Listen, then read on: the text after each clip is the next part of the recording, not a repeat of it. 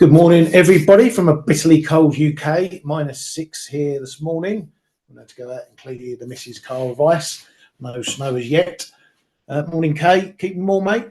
Good morning, Ryan. I'm keeping indoors. And snow is coming, yeah? Maybe. There's apparently something moving in from the southwest overnight into the morning. They don't know whether it's going to hit us or not. No doubt if it's going to be snow, it'll miss us. If it was just horrible rain and wind, it would steam right in. So That's true. we have to wait and see. It seems like the weather models are as good as the bank models, i.e. they don't have a clue what's going on. But we shall see. Good. We could have a snow day tomorrow, mate. Yeah, get the sleigh out. Yeah, get your dustbin lid out. And hit the golf course. Right.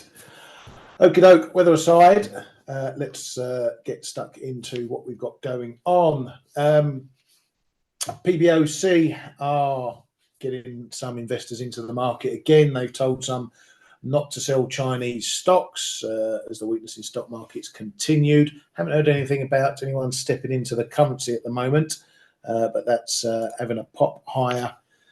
As we can see, part of this general dollar bid that we've got going on this morning. They're keeping the fixes fairly tight, though. They fixed at 7.1134 overnight from the prior fix of 7.1084.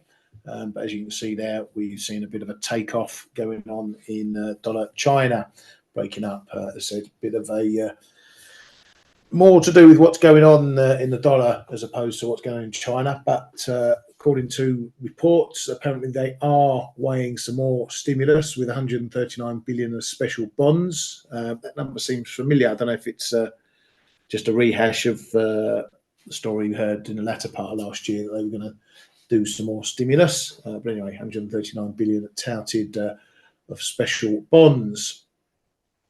Over in Japan, according to more ex this, that, and the others, we have an ex-BOJ official.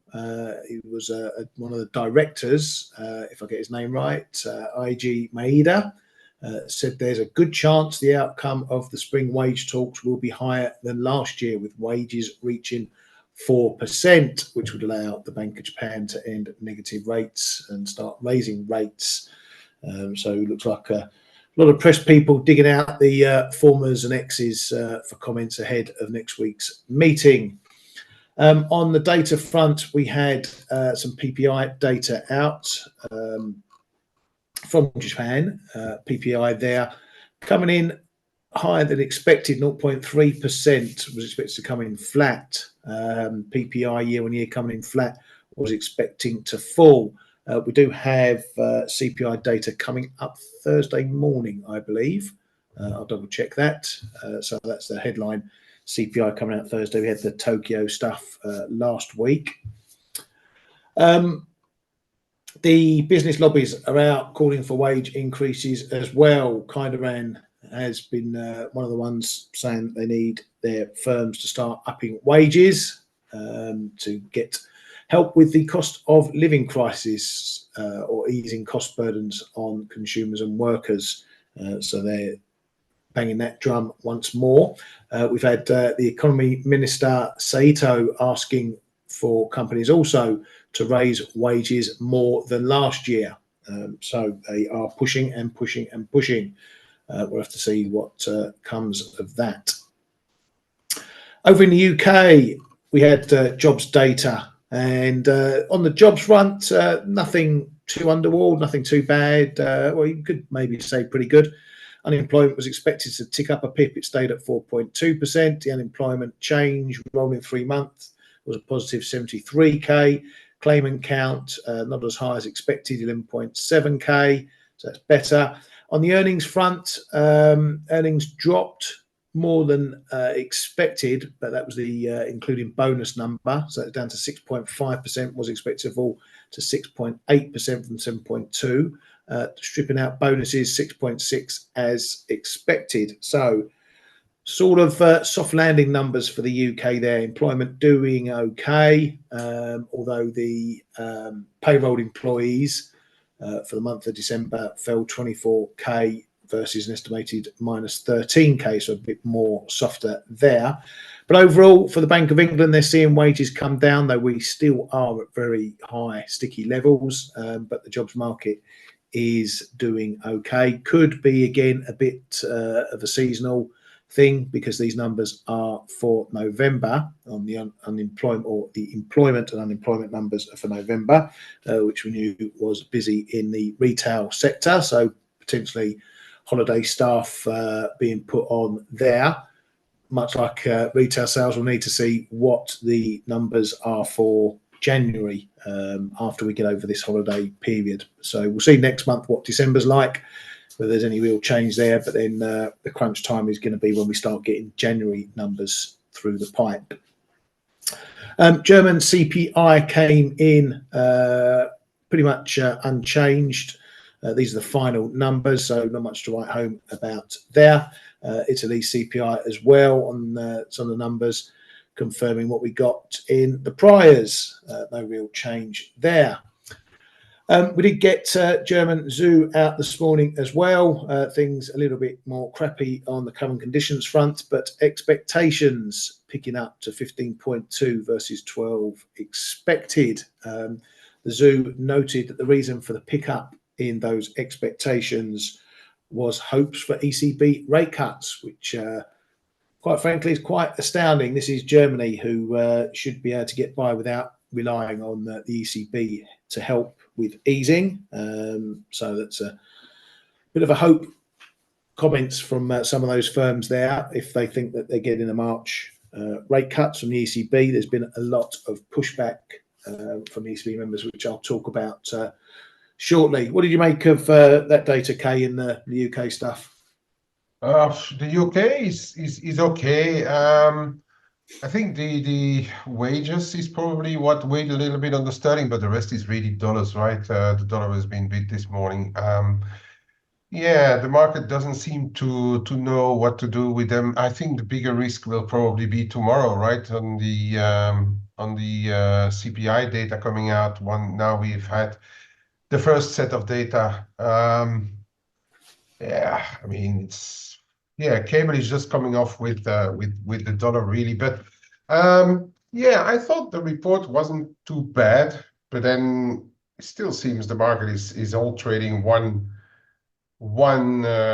big pot of net, and the yields couldn't rise. Yeah, I mean, I'm straight away going to reply to Ali. Yeah, I'm still small short euro sterling, but I did cover some more this morning just because sterling doesn't seem to want to get much stronger, and tomorrow is a big number, so I don't want to be exposed too much. And actually, it's very, very small now. I'm really much more neutral on the sterling than I was positive the past weeks or even months, just because it can't advance anymore. We saw data out of Europe, bit weaker zoo, some of those yesterday's what was it, the industrial production numbers still being very weak, but the euro is not really losing anything on the crosser side, so and not against the sterling either. So that's holding me back from having too much positions. It's really going to depend on tomorrow's number, I think, and then I'd perhaps rather be in euro sterling than anything else. Yeah, it looks, we'll talk about prices obviously in a moment, but it looks like it's the usual speed thing, cable going more than euro dollar when the dollar's moving. Yeah. But yeah, there's no change to the fundamentals as to why cable would go more than anything else. No. There's a big level Right, coming up in there's a big level coming up in that cable. 126.10 again. yeah, Times 126. that held. Yeah, that's going to be a big old level to get over. But as I said, a lot of this is being driven by the dollar more than anything else at the moment. So you have to take your levels maybe with a pinch of salt, but we shall see. Right, well, I'd like to call it the something else other than the World Economic Forum. Yeah, I'll call it anyway. The wanky economic forum is in full swing, and every central banker, and particularly from the ECB, Oh, right. I'm coming out. There you go, Brand. That keep you happy this morning. Every central banker is coming out to do their can kicking, and a lot of can kicking there's been. However, yesterday we had Nagel coming out, Germany's Nagel coming out, saying it's too early to talk about rate cuts, but inflation is still too high, and that markets are sometimes over optimistic. Talking about those rate cut expectations. The ECB will decide meeting by meeting based on the data. And then he lobbed in a bit of a don't bet on an early cut line by saying maybe we can wait for the summer break before mulling cuts. He wants to get his holidays out the way before thinking about monetary policy. Hawke Holtzman was out as well, saying we shouldn't count on rate cuts at all in 2024. Also saying that rate cut expectations are optimistic. Says geopolitical events pose a risk to prices. Doesn't see a real recession coming, barring any shocks. Sees no reason now to talk about rate cuts. ECB's Herodotou says we need a lot more data available during the first half of the year before we can make future decisions. You're getting the theme here. A lot of ECB pushback against early cuts. ECB's Villeroy says rates shouldn't be higher than today. And again, it's too early to declare victory over inflation, and that there's no haste regarding any rate cut decision. We should be patient. ECB's Centino, we need to be prepared for all topics, including rate cuts. He's one of the big doves over there. Says recent data have confirmed debt projections, but inflation was slightly below forecast. Inflation is coming down sustainably, and we should not be worried about resurgence of real wages. Q1 growth could remain around zero. ECB's Valimaki says inflation is on the right track, but the job is not done, so restrictive monetary policy is still called for. On those inflation expectations, a latest ECB survey has 1 year expectations down at 3.2% from 4%, 3 year expectations at 2.2% from 2.5% previously. Okay, we keep hearing this. It's not often you get such a big disparity, but we are still getting a big disparity between what central bankers are saying and what the market's saying about rate cuts, particularly for the ECB. Is this going to lead us to a big repricing? Well, it has been already ongoing because the differentials between the US and the EU rates have come down, which in theory should be a bit supportive for the euro, but nothing happened. So that still means that the dollar is more eyed than anything else. Well,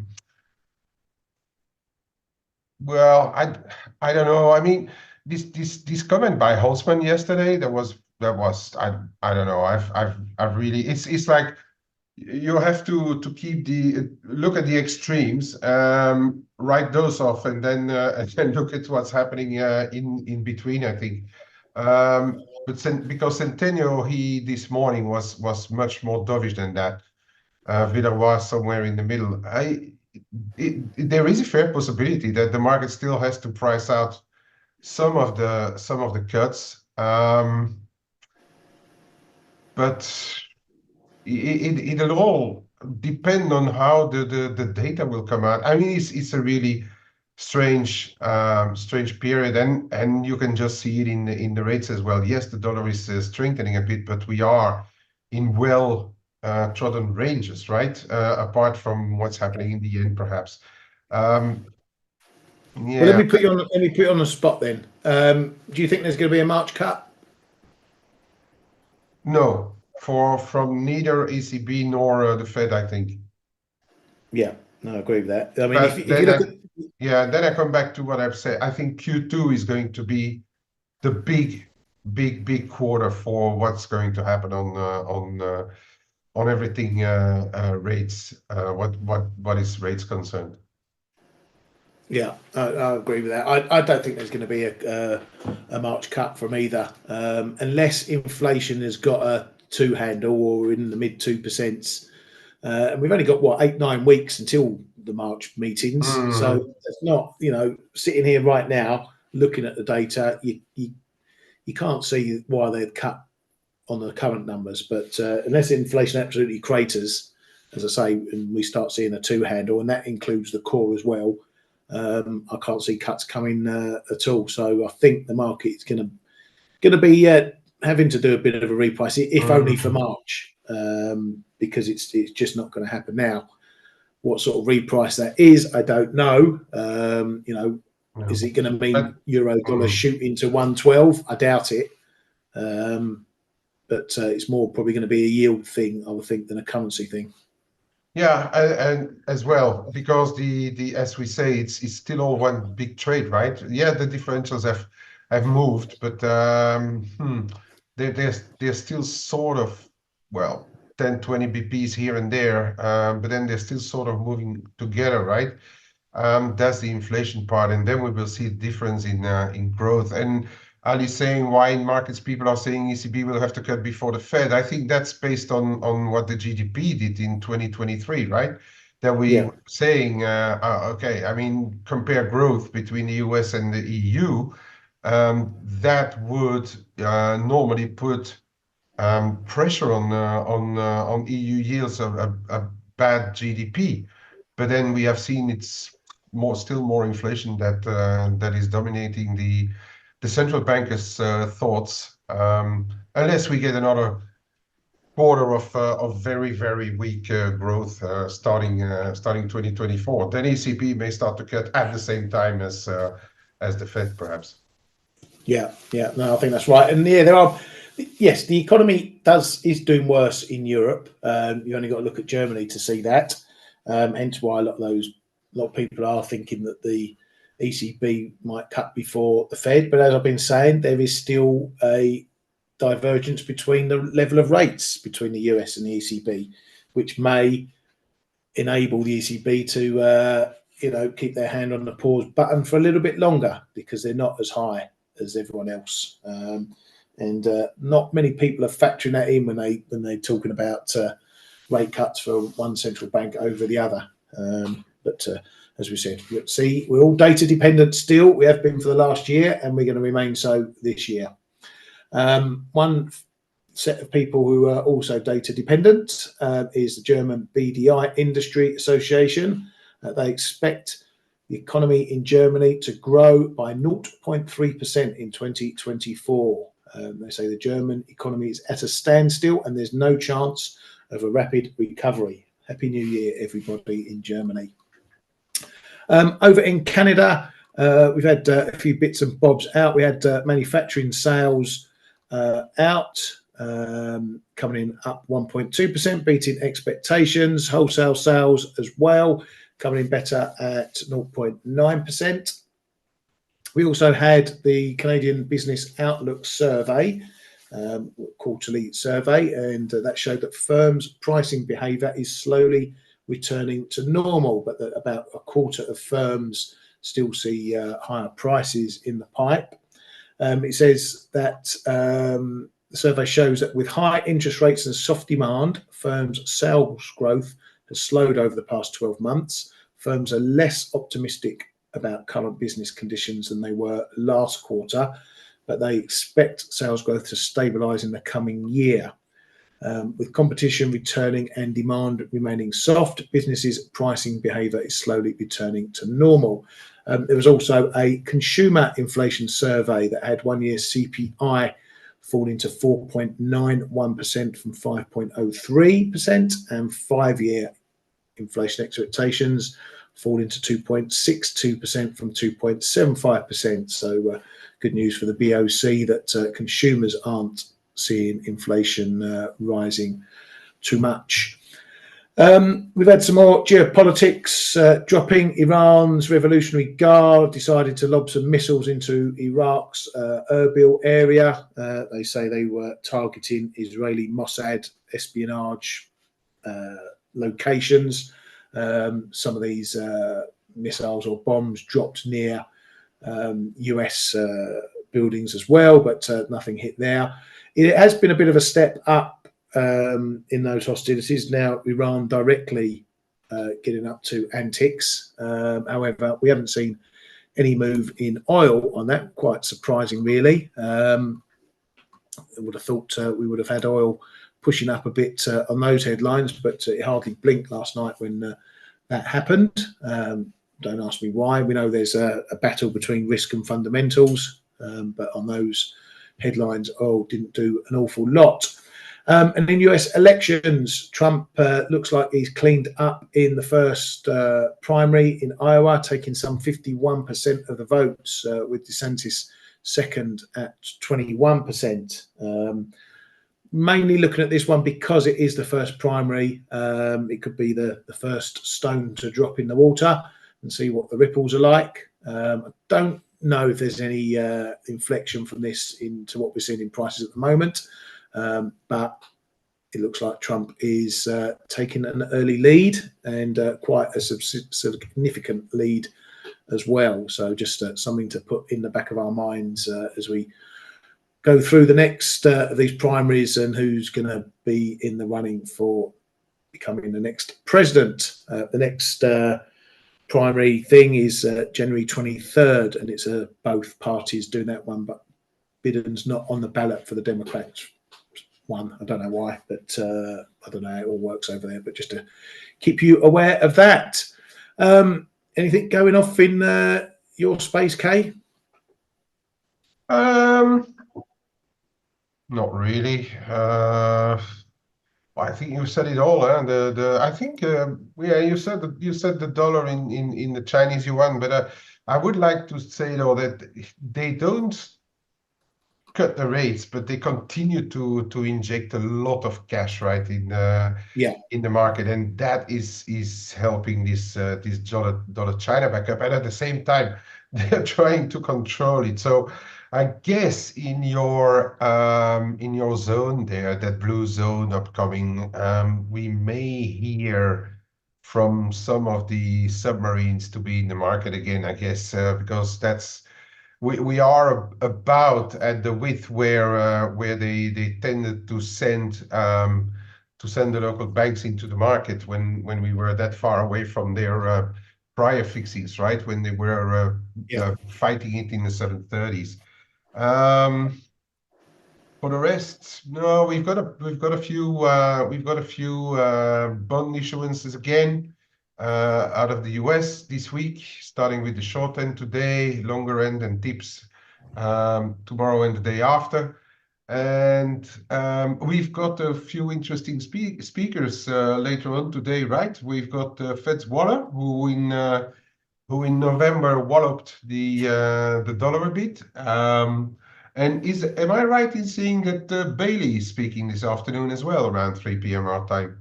Yeah, Bailey's up as well. Is that also in Davos? I believe so. I haven't seen the title of the speech, but I would assume so. If he hasn't been invited, it would be a bit of a surprise, but I can have a look at that. I don't know where he's speaking. Okay, so that's something that I think Waller is going to be important. Of course, Bailey has always some importance when he speaks. Market tends to try and figure out what he's thinking. Not that it matters much, but okay. And then we have Canadian CPI today, and the dollar Canada is trading at a pretty important level there around the 135. That's going to be the next thing to watch. And then speaking about CPI, I think we have to look at what's happening tomorrow morning, right? We've got those UK inflation data coming out, the final EU data. We've got big Chinese numbers. I think you mentioned that already. But it seems that Li Kuang already gave us the numbers of the Chinese GDP. He said that it would have grown by 5.2%. So which is about the expectations apparently. So may already be in the market, that one. Yeah, it's funny. It's going to be old news, really. What 2023 growth is? Yeah, I this time agree. of year. It still gets the Chinese up and piping, as you say. Premier League was out saying, was it 5.2% they expect 2023 to come in at? Yeah. I'm just looking at the the WEF thing, I can't see Bailey on there, so it might be something else. Okay. Yeah, I'll have a deeper look. It's got No, all but really, I think for today, if you're trading dollars, listen to what Waller has to say. yeah. Yeah, we've got the New York Empire, but that's been a very volatile number.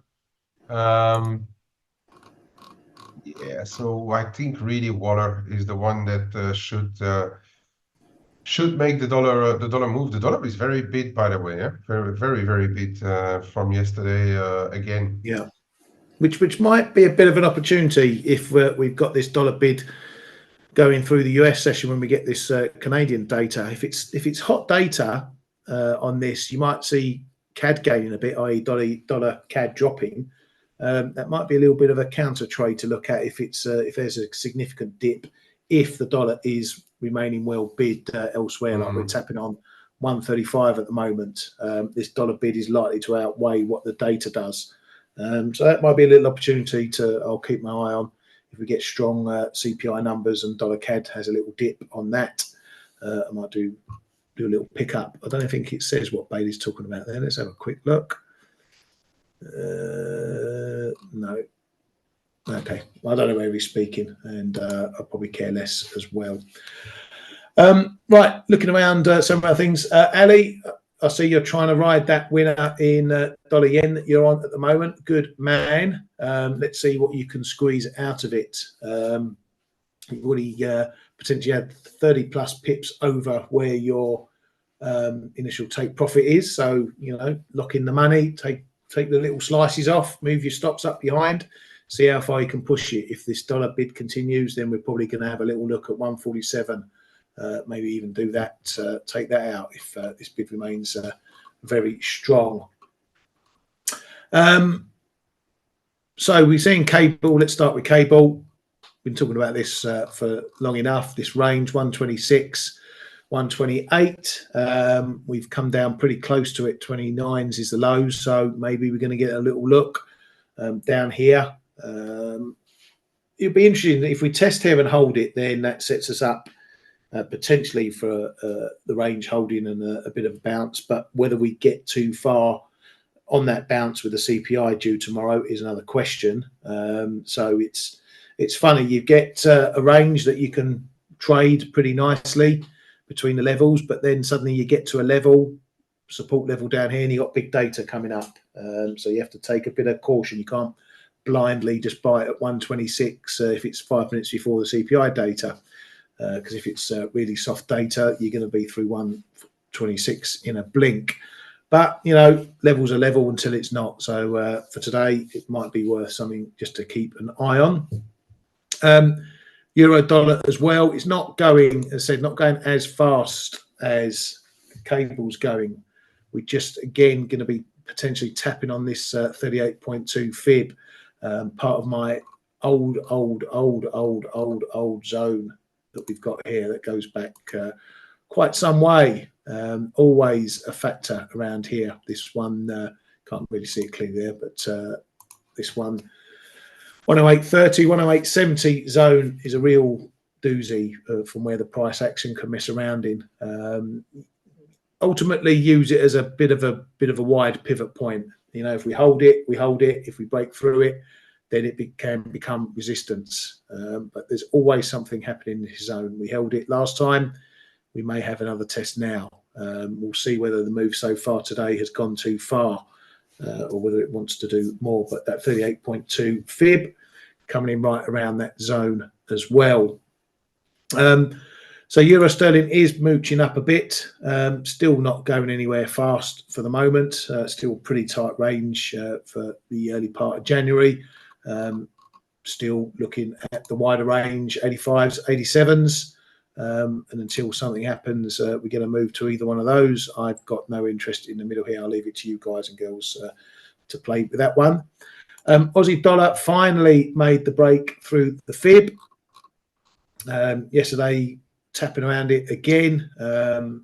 As I suspected, I mentioned in the chat room just before I left yesterday afternoon, if this one was to break, it was likely going to be a swift move down to the big figure, and that's where it's gone. We were holding the big figure give or take at the moment. I think we might just had a little break not too long ago. Where are we seeing? What's the? I can't even find it. 96 is the low. The next zone under that is 65.70s, around that 50 fib of this move. That again will put this this uptrend to the test. If we break that, then it's looking like the trend is wiping out. And then we've got the bigger 65, 20, 40 zone down here, another age-old zone that's seen plenty of action late last year and prior to that as well. So some decent levels down here. If we hold any of those, it will keep this trend in play. But if we start breaking, then maybe something bigger is happening and we're heading all the way back down to these prior lows down here. Kay, you got a let off yesterday. You got some stuff to show us? Yeah, there is some interesting activity around this 66 level in the Aussie. Yeah. Bit of support here. If you want, I can share my screen. Yeah, let me stop it. There you go. All right, I'm on a new I'm on a new layout, so bear with me. I don't have the spaghetti charts anymore. I'm on a different one. Look at that. Yeah, it's looking very different, but I still have to. Man, that hurts. Why? What do you mean hurts? Okay, so we've got this trend line here in the Aussie dollar that I had it on the longer time frame, and Wuju also has it in our room, and that's around 66. The figure there's shorter term support as well. There's this horizontal support as well from the bigger move, also at 66. The figure, and then in the on the shorter end, we've got this bit of a support here, a trend line coming in also around 66, the figure. And then we have just below there in the 80s, we have the 50% of this move here. So there is a bit going on in this zone on the yeah, there, G, thanks. On the Aussie dollar, right? And and it's not only on the Aussie. There's activity going on here as well in the Kiwi. We've got the 50% of this move. We've got no, the 50% of that wider move. We've got a bit of a trend line here as well coming in on the Kiwi, and that is all happening in this 40-55 zone, and we are right in it. So be a bit careful with what's happening. Start of the US session. Looking at how the dollar is trading, I wouldn't be surprised if we go and test it. Same on the Aussie. We are trying to break below the figure. Same on the euro dollar. I know that Ryan has stuff in the 30 zone, is it? Yeah. Yeah, I've got yeah. a bit similar to the From Kiwi. So we've got a prior low here. We have broken this trend line around 109.2530. But I've got some stuff happening here between 108.60 and 108.75, and we are coming into it. And then if you move over to the cable,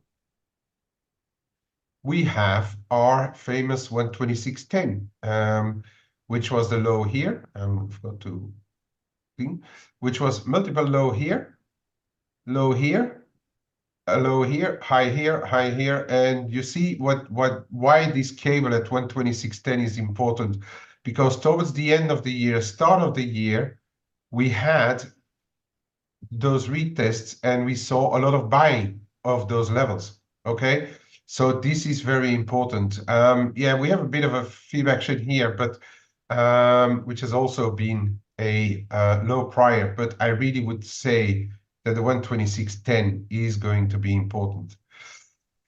To make it back higher, I think we now have to go back above 126.60. I tried to buy it against that level this morning. That didn't work out. Let that one go. And Yeah, but I'm going to be very, very careful with what is happening around 126.10. So we can see in all those currencies, we are on relatively decent levels at the same time, okay? And actually, the dollar yen is no exception because in a different way, yes, we have broken above the prior highs around this 146.10, 10.15 zone. But look where we are. We are at the top of the daily cloud. If you go through it, then I reckon we are going to trade mid 147s possibly. But you know, the Japanese, they are watching these clouds, right? So have a look at what's happening. I say today, especially. Well, we have the Empire State Manufacturing Index, but what Waller has to say, okay? Waller may have the power to have all those levels break if he's not that dovish as he was in November. So he has the power to make this break, but if he keeps his dovish stance, we may see a move back lower in those US yields, and then we probably put in a top. I don't have anything in the yen right now, but I'm very, very carefully watching that level, and that comes in exactamundo today at 146.75. Okay, so we see in all those dollar pairs we are at or just above relatively important zones. We had this dollar comeback after the year end. We printed those lows into year end, and we said like, okay, there's a possibility for the dollar to come back. But now that this is done, it does look like this was the zone where it was kind of done. And same thing if you go then back on the cable and the euro dollar. This was roughly the zone there where it was kind of done. But now this dollar is trying to push further down. Okay, so we had this zone, we had the overshoot into year end, coming back into the zone here, and we are on it. You know, I mean, this should not break, or we could be seeing a bit of a deeper push down in the euro dollar, or a higher push in the dollar as such. Okay, so these are the levels that I'm watching. Sterling yen, yes, sterling yen. I've got it here. That looks to me. Is there really a lot to say on the sterling yen right now? Yeah, I mean, we could argue that we are putting in something like this, and this. Bit of a triangle here, perhaps. If you start to get back below well, 185, really, on the really short term, we may see a move back lower. But I'm not sure about this pair because, as I say, I'm not sure about how much further the yen dollar yen can go, so that may put a bit of pressure back down. But I'm not sure that I want to be short sterling either. So this one I don't have a clear view. But I would say if you look at it a little bit wider, 184.40 prior low, 184.30-ish prior high. This should be, and sterling yen moves enough to pay attention to those little bit wider levels. It's been tops here as well, right? If that starts to give way, then it's probably going to go down. For as long as we are holding here, this could also just be a bullish pattern, and we continue higher, right? So the jury is out on that one. If we start to break above 186 figure a quarter, then we are going to do a next leg higher, in my opinion. Okay. Confirmation above 186.5 here. I really don't know what to do there, Reggie. If you know what to do, or if you have any bright ideas, just let us know. All right. Yeah, Swiss. Okay, I need to mention it because I've got my medium term, or I had at least my medium term options on. So I was pretty fortunate to be able to buy them here. The one day before last, when we printed that around the lows on the dollar Swiss. So I bought the 85.5 and I bought the 87s. You're bearish. Okay. Yeah, I see. Yeah, I think tomorrow is going to be the day, perhaps, of decision making on those UK CPI data, Dereji. Um, Keep an eye on those ones. If those ones would give you the impulse on stuff like sterling yen. So back onto this dollar Swiss. So we had this break above 85.5. All right. That was my first level of my first call. And since I was looking at all those other dollar levels where we are closing in and not really sure about what's going to happen next for the dollar, I decided to sell out my 85.5. That more than sponsors my 87 now. But the 87 is really a much longer term stuff. It's a 6 months, and that one I'd love to see a retest of 85.5. And if I see it, I'm probably going to, if nothing else changes, if we don't have real big changes, like for instance, Waller going really dovish on rates. If we get it back down there, I may add again to the 87. I sold out the 85.5 this morning just to bang those pips, right? And that's more in line with what's happening in the rest of the dollars, really. So that's for the dollar Swiss. If we start to get above 86.70, 86.85, then I reckon then we are going back up into this zone. Now, it used to be 88.10s, and I still think it's going to be a big level, this one, but it may have come off a little bit. So already look at what's happening in the mid to high 87s on dollar Swiss if we start to push there. If that goes through, then I think really the picture is changing for the Swiss franc. But I'd love it to be accompanied with what Jordan may have to say about his own currency, our SNB governor. So that for the dollar Swiss. Is there anything else you guys want to look at before I give it back to Ryan? Or Ryan, do you want me to look at something? Yeah, you know, I'm keeping an eye on dollar mex Yeah, this as is one well. that I did I not thought, yet. yeah, I thought yesterday we might begin another little mooch down. I might get some bids filled. Not to be though, by the looks of things. Oh look, there we go. Yeah, hold on. I'm just going to the dollar mix because I this is one that it's still there. So yeah, I saw your support here, right? Yeah, yeah, down at 71, the 70s. Yeah, I can't even go to the days anymore. That's because my contract expired.